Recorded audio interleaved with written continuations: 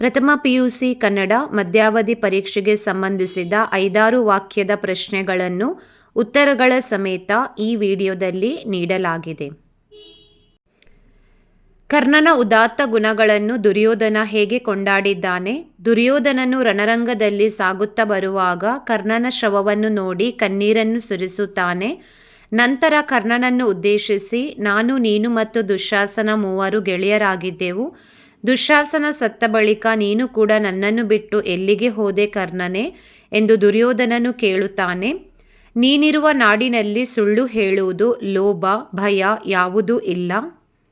ನೀನು ಸತ್ಯ ಹೇಳುವುದರಲ್ಲಿ, ತ್ಯಾಗ ಮಾಡುವುದರಲ್ಲಿ ಮತ್ತು ಪರಾಕ್ರಮ ತೋರಿಸುವುದರಲ್ಲಿ ಯಾವಾಗಲೂ ಸಿದ್ಧವಾಗಿದ್ದಿ.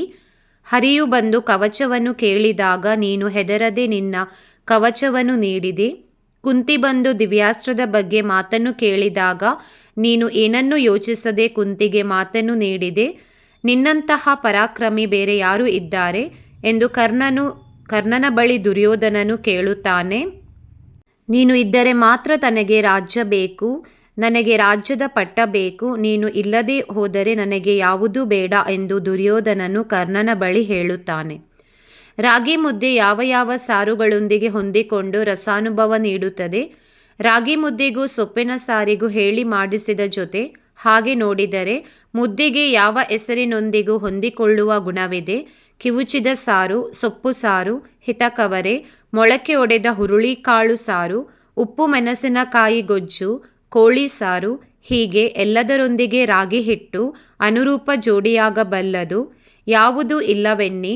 ಕೊನೆಗೆ ನೀರು ಮಜ್ಜಿಗೆ ಇದ್ದರೂ ಸಾಕು. ಮಜ್ಜಿಗೆಯಲ್ಲಿ ಮುದ್ದೆಯನ್ನು ಕದಡಿ ಕುಡಿಯುವ ಸುಖ ಉಪ್ಪು ಮೆಣಸಿನಕಾಯಿ ಗೊಜ್ಜಿನೊಂದಿಗೆ ಮುದ್ದೆಯನ್ನು ಮೆದ್ದಿ ಮೆಲ್ಲುವ ಆನಂದವನ್ನು ಅನುಭವಿಸಿದವರೇ ಬಲ್ಲರು. ಬೋಳೇಶಂಕರ ಮತ್ತವನ ಅಣ್ಣಂದಿರನ್ನು ಭಾಗವತರು ಹೇಗೆ ಪರಿಚಯಿಸುತ್ತಾರೆ? ಶಿವಪುರ ಎಂಬ ಊರು. ಆ ಊರಿನಲ್ಲಿ 3 ಜನ ಅಣ್ಣಂದಿರು ವಾಸವಾಗಿದ್ದರು. ದೊಡ್ಡವನು ಸರದಾರ ಸೋಮಣ್ಣ, ಆಳೋದಕ್ಕೆ ಹುಟ್ಟಿದವನು, ಕುರಿಕೋಳಿ ಕೊಂದವನು, ಅವು ಸಿಗದಿದ್ದರೆ ಮತ್ತು ಸಾಧ್ಯವಾದರೆ ಮನುಷ್ಯರನ್ನು ಕೊಲ್ಲಬಲ್ಲವನು. ಎರಡನೆಯವನು ಸಾಹುಕಾರ ಕಾಮಣ್ಣ, ಎನಿಸುವುದರಲ್ಲಿ ಜಾಣ, ಹಸು ಎನಿಸುತ್ತಾನೆ, ಹಣ ಎನಿಸುತ್ತಾನೆ, ಯಾರ್ಯಾರ ಜಮೀನು ಎಷ್ಟಿದೆ ಎಂದು ಹೇಳುತ್ತಾನೆ. ಇನ್ನು ಮೂರನೆಯವನು ಬೆಪ್ತಕಡಿ ಬೋಳೇಶಂಕರ. ಇವನಿಗೆ ಇವನಾಯಿತು, ಭೂಮಿ ಸೀಮೆಯಾಯಿತು, ಮಳೆ ಬೆಳೆಯಾಯಿತು, ಒಂದು ನೊಣವನ್ನು ನೋಯಿಸಿದವನಲ್ಲ. ಮಳೆ ಬರುವುದನ್ನು 1 ವಾರಕ್ಕೆ ಮುಂಚೆನೇ ಹೇಳಬಲ್ಲ, ನಿಂತ ನೀರಿಗೆ ಕಾಲುವೆ ತೋಡಬಲ್ಲ, ಹಕ್ಕಿಗಳ ಹಾಡಿನ ಅರ್ಥ ಹೇಳಬಲ್ಲ, ಹೂವಿಗೆ ಬೀಳುವ ಕನಸು ಹೇಳಬಲ್ಲ, ಆದರೆ ಕೈಬೆರಳಿಲ್ಲದೆ ಎಣಿಸುವುದಕ್ಕೆ ಬರುವುದಿಲ್ಲ.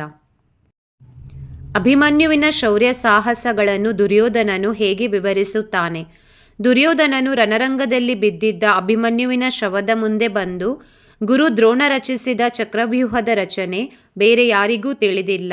ಅಂಥ ಚಕ್ರವ್ಯೂಹದ ಒಳಗೆ ಹೋಗಿ ರಾಜರನ್ನು ಸಾಯಿಸಿದ ನಿನ್ನ ಶಕ್ತಿ ಸಾಮರ್ಥ್ಯಕ್ಕೆ ಸಮಾನವಾದವರು ಯಾರು ಇದ್ದಾರೆ? ನಿನ್ನಲ್ಲಿ ಇರುವಂತಹ ಪರಾಕ್ರಮ, ಧೈರ್ಯ ಬೇರೆ ಯಾರಲ್ಲಿ ಇರಲು ಸಾಧ್ಯವಿಲ್ಲ.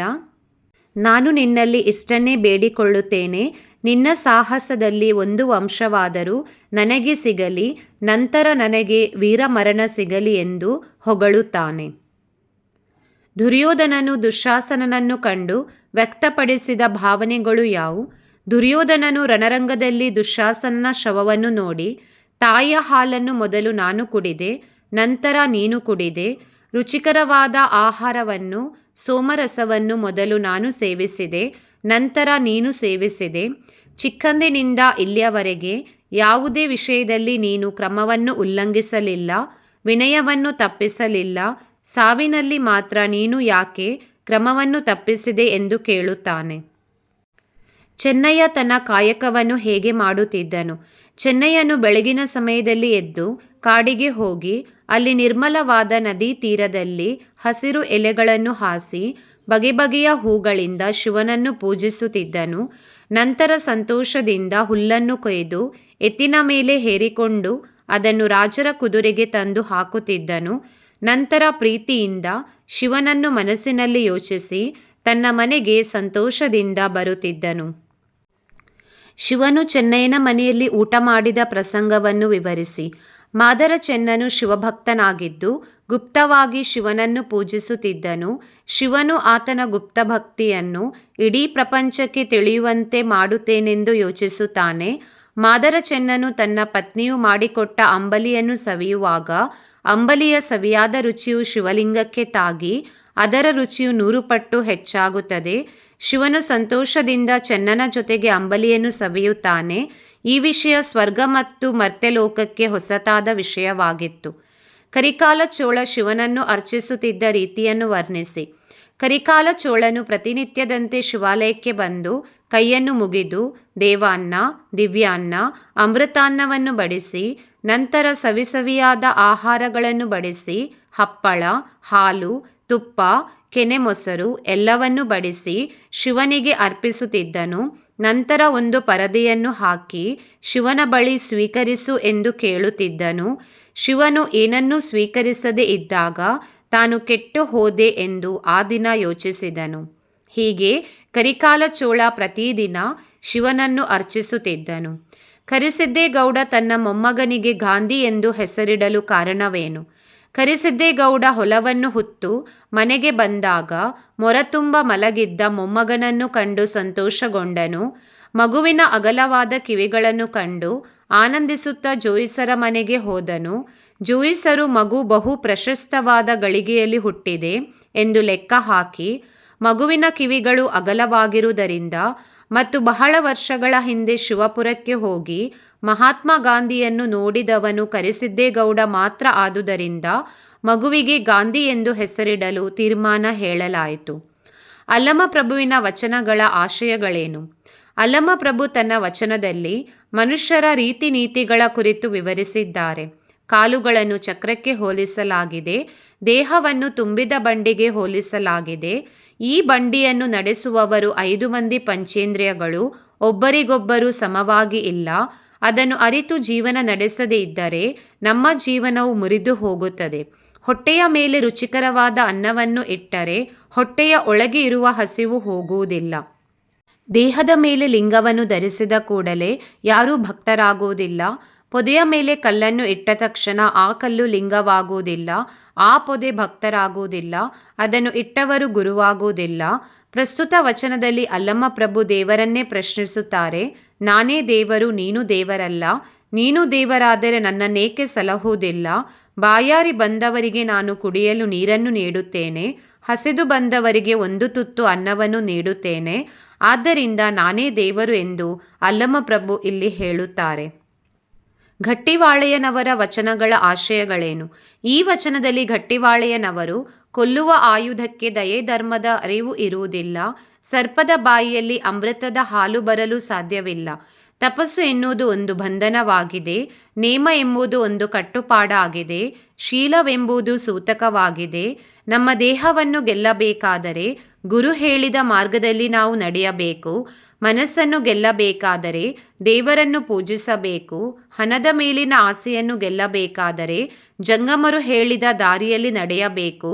ಒಳ್ಳೆಯದನ್ನು ಮರೆತು ಜಗಳವಾಡುವ ಭಾಷೆಹೀನರ ಕಂಡು ತನಗೆ ನಾಚಿಕೆಯಾಗುತ್ತದೆ ಎಂದು ಗಟ್ಟಿವಾಳಯ್ಯ ಹೇಳುತ್ತಾರೆ. ಕರಿಯನ ಜೀವನ ಹೇಗಿತ್ತು? ಜನರು ಆತನನ್ನು ಕಾಣುವ ರೀತಿಯನ್ನು ಲೇಖಕರು ಹೇಗೆ ವಿವರಿಸುತ್ತಾರೆ? ಊರಿನ ಹೋಟೆಲೊಂದರಲ್ಲಿ ಕರಿಯ ಕಸಮುಸುರೆ ತೊಳೆಯುತ್ತಿದ್ದ. ನೋಡಲಿಕ್ಕೆ ಅವನು ದೊಡ್ಡದೊಂದು ರಾಗಿ ಮುದ್ದೆಯಂತೆ ಕಾಣುತ್ತಿದ್ದ. ನೋಡಲಿಕ್ಕೆ ಕಪ್ಪಗಿದ್ದುದರಿಂದ ಕರಿಯ ಎನ್ನುತ್ತಿದ್ದರು. ಈ ಬಲಭೀಮ ಲೇಖಕರ ಮನೆಯ ಪಕ್ಕದ ಬೋರ್ವೆಲಿಗಾಗಿ ನೀರಿಗಾಗಿ ಬರುತ್ತಿದ್ದ. ಕರಿಯ ದೊಡ್ಡದೊಂದು ಬಾನಿಯನ್ನೇ ತರುತ್ತಿದ್ದ. ಬೋರ್ವೆಲನ್ನು ಅವನು ಜೋರಾಗಿ ಜಗ್ಗುತ್ತಿದ್ದರೆ ಅದರ ಸದ್ದು ಫರ್ಲಾಂಗು ದೂರ ಅನುರಣಿಸುತ್ತಿತ್ತು. ಮಣ್ಣಿನ ಅರವಿ ತುಂಬಿದಾಗ ಅದನ್ನು ಭುಜದ ಮೇಲಿರಿಸಿಕೊಂಡು ಹೋಗುವ ಕರಿಯನನ್ನು ನೋಡಿದರೆ 2 ಗುಡಾನಗಳು ಒಟ್ಟಿಗೆ ಸಾಗುತ್ತಿರುವಂತೆ ಭಾಸವಾಗುತ್ತಿತ್ತು. ಬೋಳೇಶಂಕರನ ಅಣ್ಣಂದಿರೇ ವಾಸಿ ಎಂದು ಪಿಶಾಚಿ ಹೇಳಲು ಕಾರಣವೇನು? ಬೋಳೇಶಂಕರ ಮತ್ತು ಅವನ ಅಣ್ಣಂದಿರ ನಡುವೆ ಜಗಳ ಉಂಟುಮಾಡಿ ಅವರನ್ನು ನರಕಕ್ಕೆ ಕರೆತರಲು ಸೈತಾನನು 3 ಪಿಶಾಚಿಗಳನ್ನು ಭೂಲೋಕಕ್ಕೆ ಕಳುಹಿಸುತ್ತಾನೆ. ಪಿಶಾಚಿಗಳು ಸಾಹುಕಾರ ಕಾಮಣ್ಣ ಮತ್ತು ಸರದಾರ ಸೋಮಣ್ಣನನ್ನು ವಶಪಡಿಸಿಕೊಳ್ಳುತ್ತವೆ. ಆದರೆ ಏನು ಮಾಡಿದರೂ ಬೋಳೇಶಂಕರನನ್ನು ವಶಪಡಿಸಲು ಸಾಧ್ಯವಾಗುವುದಿಲ್ಲ. ಆಗ ಪಿಶಾಚಿಯು ಕೊಳೆತ ಬಲೆ ಹಾಕಿ ಎಳೆದರೂ ಬರುವಂಥವರು ಬೋಳೇಶಂಕರನ ಅಣ್ಣಂದಿರು, ಆದರೆ ಬೋಳೇಶಂಕರ ಅಲ್ಲ ಎಂದು ಹೇಳುತ್ತವೆ. ಸೀತೆ ಕಲ್ಮರಮಂ ಕರಗುವಂತೆ ದುಃಖಿಸಿದ ಪರಿಯನ್ನು ವಿವರಿಸಿ. ರಾಮನ ಆಜ್ಞೆಯಂತೆ ಸೀತೆಯನ್ನು ಘೋರ ಅರಣ್ಯದಲ್ಲಿ ಬಿಟ್ಟು ಲಕ್ಷ್ಮಣ ಹೊರಟು ಹೋದಾಗ ಅವಳ ದುಃಖವನ್ನು ಕಂಡು ಅಲ್ಲಿದ್ದ ಮೃಗ ಪಕ್ಷಿಗಳೆಲ್ಲ ವೈರತ್ವವನ್ನು ಮರೆತು ಮೇವನ್ನು ಮರೆತು ಅವಳ ಸುತ್ತ ನೆರೆದಿದ್ದವು. ಅಲ್ಲಿದ್ದ ಪ್ರಾಣಿ ಪಕ್ಷಿಗಳು ತಮ್ಮ ಆಹಾರವನ್ನು ತಮ್ಮ ಹಸಿವನ್ನು ಮರೆತು ಸೀತೆಯ ದುಃಖದಲ್ಲಿ ಭಾಗಿಯಾದವು. ಗಿಡಮರ ಬಳ್ಳಿಗಳು ಬಾಡಿ ಸೊರಗಿದರೆ ಶೋಕಭಾರದಿಂದ ಕಲ್ಲುಗಳು ಕರಗುತ್ತಿದ್ದವು. ಕರುಣಾಳು ರಾಘವನಲ್ಲಿ ತಪ್ಪಿಲ್ಲ ಎಂದು ಸೀತೆಯ ನಿಲುವನ್ನು ವಿಶ್ಲೇಷಿಸಿ. ರಾಮನ ಆಜ್ಞೆಯಂತೆ ಲಕ್ಷ್ಮಣನು ಸೀತೆಯನ್ನು ಘೋರ ಅರಣ್ಯಕ್ಕೆ ಕರೆದುಕೊಂಡು ಬರುತ್ತಾನೆ. ರಾಮನ ಆಜ್ಞೆಯನ್ನು ತಿಳಿದ ಸೀತೆಯು ಬಿರುಗಾಳಿಗೆ ಬಾಳೆ ಮರ ಬೀಳುವಂತೆ ಭೂಮಿಗೆ ಉರುಳುತ್ತಾಳೆ. ಬಳಿಕ ತನಗೆ ದಿಕ್ಕು ಯಾವುದು ಎಂದು ರೋಧಿಸುತ್ತಾಳೆ. ನಂತರ ಲಕ್ಷ್ಮಣನ ಬಳಿ ನನ್ನಲ್ಲಿ ಯಾವ ಅಪರಾಧವನ್ನು ರಾಮನು ಕಂಡನು? ಲೋಕದ ಅರಸರು ಏನೇ ತಪ್ಪು ಮಾಡಿದರೂ ಅವನ ಸೇವಕರು ಬೇಕು ಬೇಡ ಎಂದು ಹೇಳುವುದಿಲ್ಲವೇ? ಈ ತೀರ್ಮಾನಕ್ಕೆ ಭರತ ಶತ್ರುಘ್ನರು ಒಪ್ಪಿದರೆ ಹನುಮಂತನು ಅಲ್ಲಿದ್ದನೆ, ಹೇಳು ಎಂದು ಸೀತೆ ಕೇಳಿದ ನಂತರ ಕೊನೆಗೆ ಕರುಣಾಳು ರಾಘವನಲ್ಲಿ ತಪ್ಪಿಲ್ಲ, ತುಂಬ ಪಾಪಗಳನ್ನು ಮಾಡಿ ಹೆಣ್ಣಾಗಿ ಜನಿಸಿದ್ದೆ ನನ್ನ ಅಪರಾಧ, ನೀನು ಇಲ್ಲಿರುವುದು ಬೇಡ, ಇಲ್ಲಿಂದ ಹೊರಟು ಹೋಗು, ಹೆಣ್ಣಾಗಿ ಹುಟ್ಟಿದ್ದೆ ನನ್ನ ತಪ್ಪು, ರಾಮನ ತಪ್ಪು ಅಲ್ಲ ಎಂದು ಸೀತೆ ಎಲ್ಲಿಯೂ ಕೂಡ ರಾಮನನ್ನು ತಪ್ಪೆಂದು ಹೇಳುವುದಿಲ್ಲ.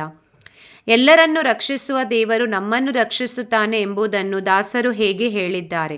ಬೆಟ್ಟದಲ್ಲಿ ಹುಟ್ಟುವ ವೃಕ್ಷಕ್ಕೆ ನೀರನ್ನು ಯಾರೂ ಹಾಕುವುದಿಲ್ಲ, ಅಡವಿಯೊಳಗೆ ಆಟವಾಡುವ ಮೃಗಪಕ್ಷಿಗಳಿಗೆ ಆಹಾರವನ್ನು ಯಾರೂ ತಂದು ನೀಡುವುದಿಲ್ಲ.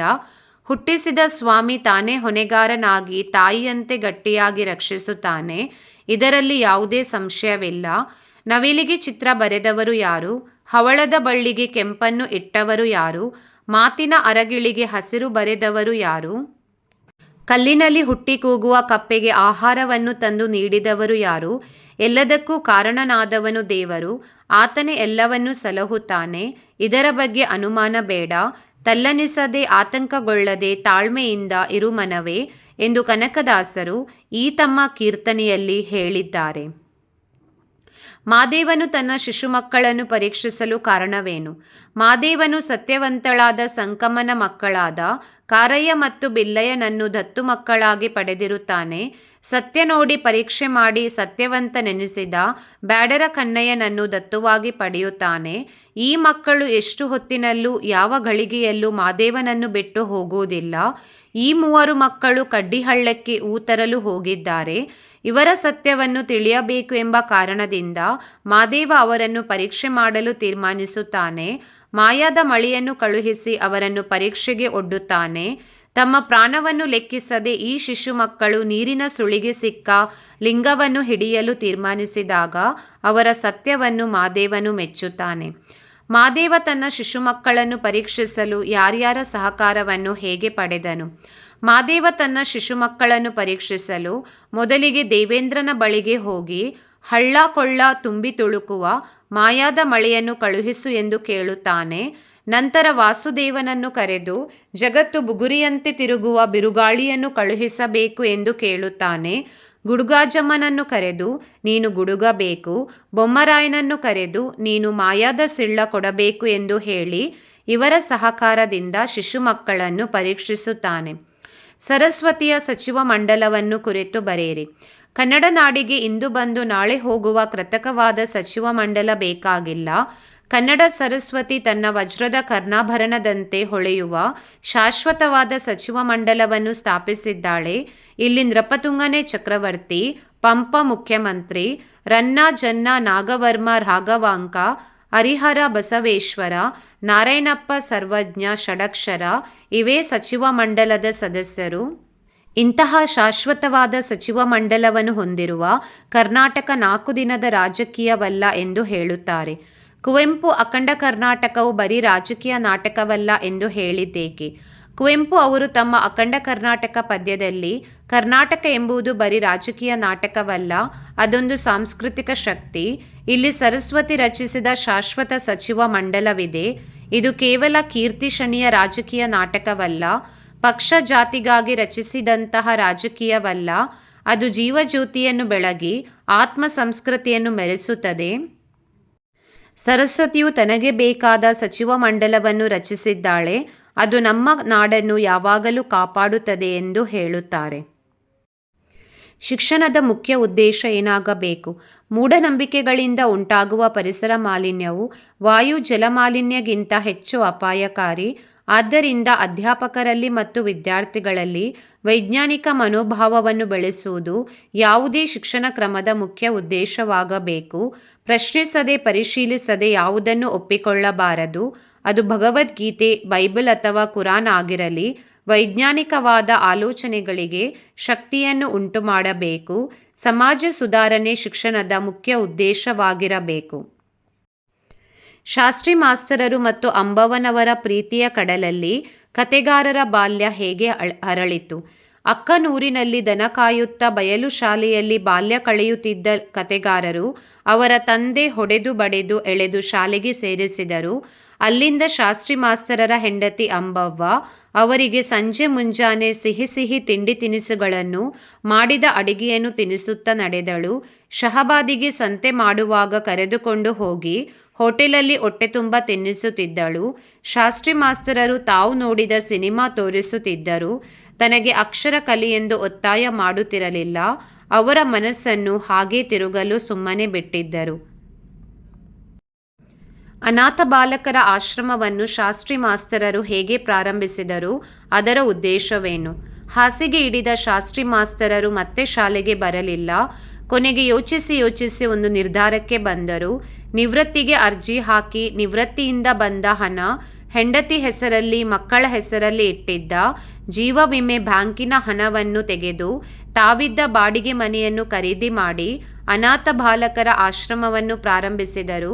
ಶಾಲೆ ಓದಲು ಬರುವ ನಿರ್ಗತಿಕ, ಬಡವ, ಅನಾಥ ಮಕ್ಕಳನ್ನು ಸೇರಿಸಿಕೊಂಡು ಅವರ ಊಟ, ವಸತಿ, ಬಟ್ಟೆ, ಪುಸ್ತಕಗಳ ಖರ್ಚು ನೋಡಿಕೊಳ್ಳುತ್ತಾ ಅವರಲ್ಲಿ ತನ್ನ ಹೆಂಡತಿ ಮಕ್ಕಳ ನೋವು ನಲಿವನ್ನು ಸಿಹಿಯನ್ನಾಗಿ ಮಾಡಿಕೊಂಡರು.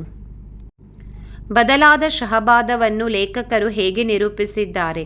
ಲೇಖಕರು ಓದುತ್ತಿದ್ದ ಕಾಲದಲ್ಲಿ ಇದ್ದ ಶಹಬಾದ ಈಗ ಇರಲಿಲ್ಲ. ಈಗ ಇದು ಬೆಳೆದು ಸಾಕಷ್ಟು ದೊಡ್ಡ ಪಟ್ಟಣವೇ ಆಗಿತ್ತು. ಎಸಿಸಿ ಕಂಪನಿಯಿಂದ, ಎಬಿಎಲ್ ಕಂಪನಿಯಿಂದ ಜನ ತುಂಬಿ ಹೋಗಿತ್ತು. ಊರಿನ 4 ದಿಕ್ಕಿಗೂ ಊರು ಒಂದೊಂದು ದಿಕ್ಕಿನಲ್ಲೂ ಬೆಳೆದಿತ್ತು. ಅವಳಿ ಮಕ್ಕಳ ಸಾವು ಮಾಸ್ತರರ ಬದುಕನ್ನೇ ಬದಲಾಯಿಸಿದ್ದು ಹೇಗೆ? ವಿವರಿಸಿ. ಶಾಸ್ತ್ರಿ ಮಾಸ್ತರರು ತನ್ನ ಮಕ್ಕಳ ಸಾವಿನಿಂದ ಹಾಗೂ ಹೆಂಡತಿಯ ಸಾವಿನಿಂದ ಸುದ್ದಿ ಕೇಳಿ ಹುಚ್ಚಾಗಿ ಹೋಗಿದ್ದರು. ಮೇಲೆ ಮುಗಿಲು ಹರಿದು ಬಿದ್ದಂತೆ, ಸಿಡಿಲು ಬಡಿದಂತೆ ಅವರ ಸ್ಥಿತಿಯಾಗಿತ್ತು. 6 ತಿಂಗಳಾಯಿತು. ಹಾಸಿಗೆ ಹಿಡಿದ ಮಾಸ್ತರರು ಶಾಲೆಗೆ ಬರಲಿಲ್ಲ. ಕೊನೆಗೆ ಯೋಚಿಸಿ ಒಂದು ನಿರ್ಧಾರಕ್ಕೆ ಬಂದರು. ನಿವೃತ್ತಿಗೆ ಅರ್ಜಿ ಹಾಕಿ ನಿವೃತ್ತಿಯಿಂದ ಬಂದ ಹಣ, ಹೆಂಡತಿ ಹೆಸರಿನಲ್ಲಿ ಮಕ್ಕಳ ಹೆಸರಿನಲ್ಲಿ ಇಟ್ಟಿದ್ದ ಜೀವ ವಿಮೆ ಬ್ಯಾಂಕಿನ ಹಣವನ್ನು ತೆಗೆದು ತಾವಿದ್ದ ಬಾಡಿಗೆ ಮನೆಯನ್ನು ಖರೀದಿ ಮಾಡಿ ಅನಾಥ ಬಾಲಕರ ಆಶ್ರಮವನ್ನು ಪ್ರಾರಂಭಿಸಿದರು. ಶಾಲೆ ಓದಲು ಬರುವ ನಿರ್ಗತಿಕ, ಬಡವ, ಅನಾಥ ಮಕ್ಕಳನ್ನು ಸೇರಿಸಿಕೊಂಡು ಅವರ ಊಟ, ವಸತಿ, ಬಟ್ಟೆ, ಪುಸ್ತಕಗಳ ಖರ್ಚು ನೋಡಿಕೊಳ್ಳುತ್ತಾ ಅವರಲ್ಲಿ ತನ್ನ ಹೆಂಡತಿ ಮಕ್ಕಳ ನೋವು ನಲಿವನ್ನು ಸಿಹಿಯನ್ನಾಗಿ ಮಾಡಿಕೊಂಡರು. ಮಾಯಾದೇವಿ ದೇವಾಲಯದ ಪರಿಸರ ಹೇಗಿತ್ತು? ಮಾಯಾದೇವಿ ದೇವಾಲಯವು ಶ್ವೇತವರ್ಣದಿಂದ ಚೌಕಾಕಾರದಲ್ಲಿ ನಿಂತಿದೆ. ಪರಿಸರ ತುಂಬ ಶುಭ್ರವಾಗಿದೆ. ಆರಾಧನೆ, ಅರ್ಚನೆ, ಆಚರಣೆಗಳ ಕಂದಾಚಾರವಿಲ್ಲ. ಇಚ್ಛೆ ಇದ್ದವರು ತಂಪು ಹಾಸಿನ ಮೇಲೆ ಕುಳಿತು ಧ್ಯಾನ ಮಾಡಬಹುದು. ಕೇಂದ್ರ ಭಾಗದಲ್ಲಿ ಗೌತಮ ಜನಿಸಿದ ಸ್ಥಳವೆಂದು ಹೇಳಲು ಒಂದು ಕಲ್ಲನ್ನು ಇರಿಸಿದ್ದರು. ಲುಂಬಿನಿ ಪಯಣದ ಅನುಭವಗಳೇನು? ಲೇಖಕರು ಗೌತಮ ಜನಿಸಿದ ಪವಿತ್ರ ಸ್ಥಳವಾದ ಲುಂಬಿನಿಯನ್ನು ನೋಡುವ ಆಸೆಯನ್ನು ಹೊಂದಿದ್ದರು. ಪರ್ವತಗಳ ನಾಡಾದ ಈ ನಾಡಿನಲ್ಲಿ ಗಂಟೆಗಟ್ಟಲೆ ಪ್ರಯಾಣವನ್ನು ಮಾಡಿ ಗುಡ್ಡಗಾಡಿನಲ್ಲಿ ನಡೆದು ಸಾಗಬೇಕು.